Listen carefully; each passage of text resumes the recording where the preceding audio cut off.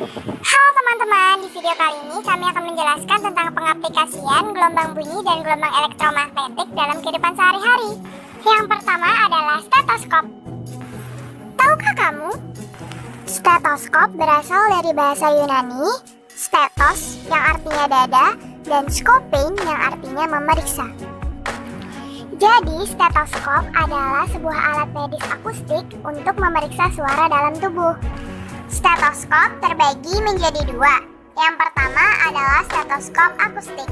Stetoskop ini yang paling umum digunakan dan beroperasi dengan menyalurkan suara dari bagian dada melalui tabung kosong berisi udara ke telinga pendengar. Yang kedua ada stetoskop elektronik. Stetoskop ini mengatasi tingkatan suara yang rendah dengan cara memperkuat suara tubuh. Stetoskop ini mempunyai mikrofon di dalam diafragmanya. Bagian-bagian stetoskop. Yang pertama ada ear tips.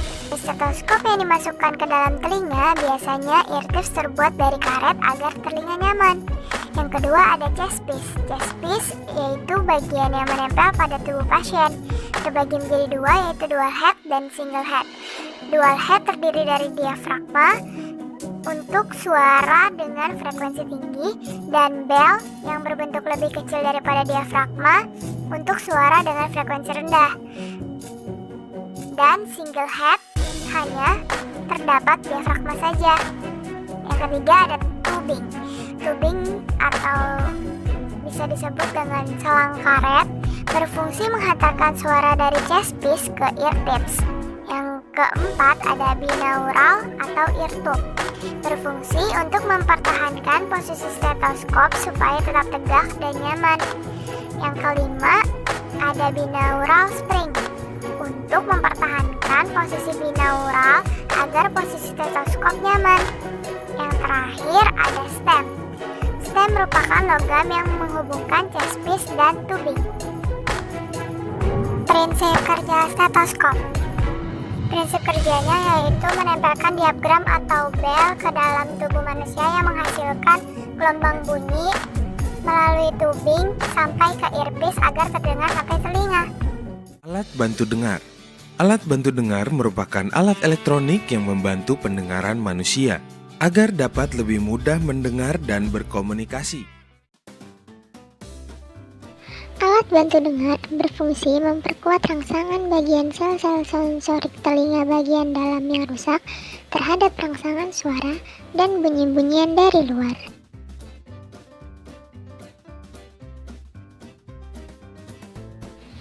Mikrofon merupakan komponen alat yang dapat mengubah gelombang suara menjadi sebuah sinyal listrik.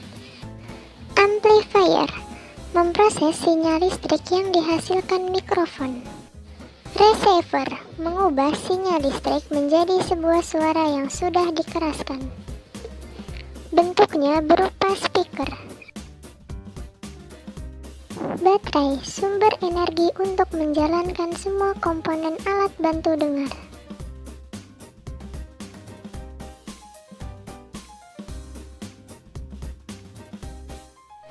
Suara dan bunyi yang datang dari luar telinga ditangkap oleh mikrofon.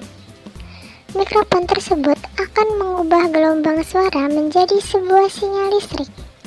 Selanjutnya, amplifier memproses sinyal listrik yang dihasilkan oleh mikrofon agar selanjutnya masuk ke receiver. Receiver akan mengubah gelombang suara menjadi sebuah suara yang sudah diperbesar. Receiver tersebut bisa dianalogikan seperti halnya speaker. Akhirnya, suara yang sudah dikeraskan tersebut bisa terdengar di telinga pendengar.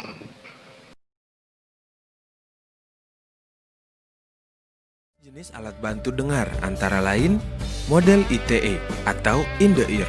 ITE sesuai untuk gangguan pendengaran tingkat ringan hingga berat. Terdapat dua model ITE, alat yang dipasang di seluruh cuping telinga luar atau sebagian saja. Jenis ini tidak dianjurkan untuk anak-anak karena terpengaruh oleh faktor pertumbuhan. Model di belakang telinga, behind the ear atau BTE. BTE dipakai diletakkan bagian atas cuping dan belakang telinga. Sebuah tabung kecil sebagai penghubung penerima suara di dalam liang telinga. dan BTE cocok untuk digunakan pada semua umur. Model ITC atau in the canal. Model in the canal biasanya memenuhi lubang telinga. Kelebihan, relatif tidak mencolok. Kekurangan, mudah mengalami gangguan penyumbatan kotoran telinga. Alat CIC atau completely in the canal. CIC dibentuk agar dapat dimasukkan ke liang telinga. Penggunaannya ditujukan untuk gangguan pendengaran tingkat ringan hingga menengah pada orang dewasa. Kelebihan, bentuk CIC relatif tidak mencolok. Kekurangan, mudah mengalami gangguan sumbatan kotoran telinga. Speaker atau receiver di dalam telinga atau liang telinga, receiver in canal, dan receiver in the ear. Bentuk model ini hampir sama dengan BTE. Perbedaannya yaitu BTE menggunakan tabung kecil sedangkan alat jenis ini menggunakan kabel kecil. Pengaplikasian gelombang yang terakhir adalah satelit dan penginderaan jarak jauh. Apa sih satelit itu? Satelit adalah bulan. Iya, bulan. Bulan merupakan bagian dari satelit alami untuk bumi yang mengorbit bumi dengan rotasi dan revolusi yang dimilikinya. Satelit buatan kurang lebih sama pengertiannya dengan satelit alami.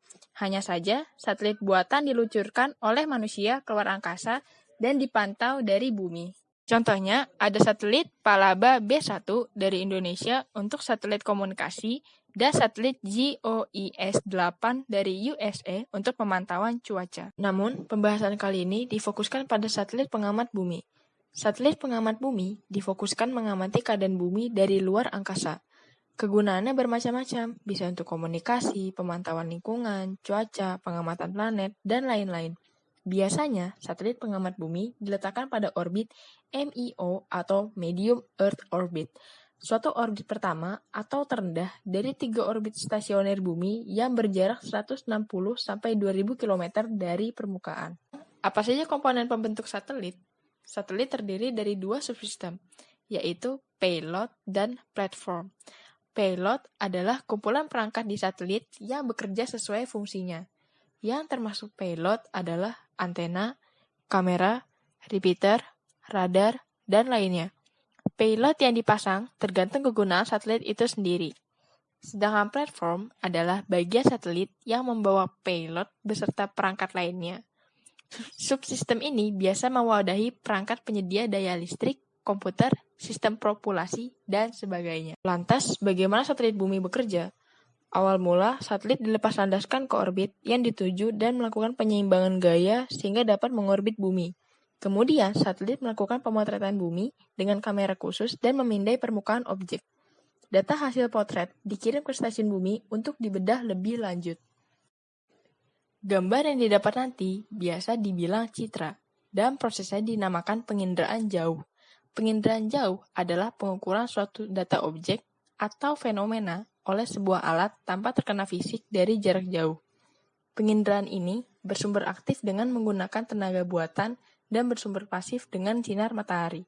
Salah satu alat yang digunakan adalah sensor. Ada sensor fotografik dan sensor elektronik. Umumnya, penginderaan jauh memanfaatkan radiasi elektromagnetik yang dipancarkan objek dalam frekuensi tertentu.